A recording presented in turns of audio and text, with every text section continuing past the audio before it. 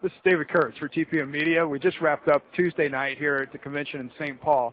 A really kind of interesting dynamic, and there's two components to it. One is, compared to Denver, it's been our observation that the average age of the attendees here in St. Paul is a lot higher than it was in Denver.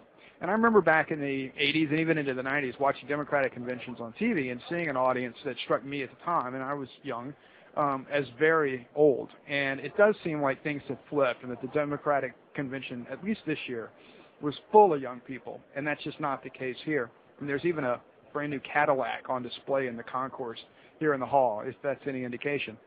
And tonight, with an older candidate like McCain going against a younger candidate who's promising change like Obama, you would have thought that at no point during the convention would the Republicans have been as backward-looking as they were tonight.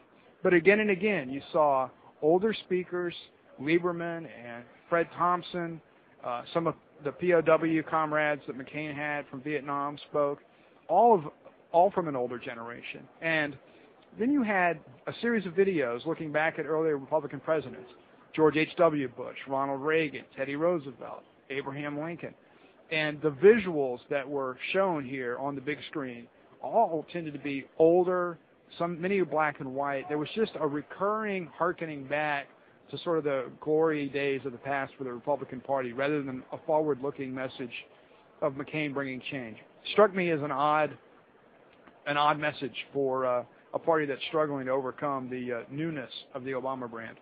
So that's night one, the first full night here in St. Paul. We'll have more reports for you tomorrow. Stay tuned to TPMtv. This is David Kurtz.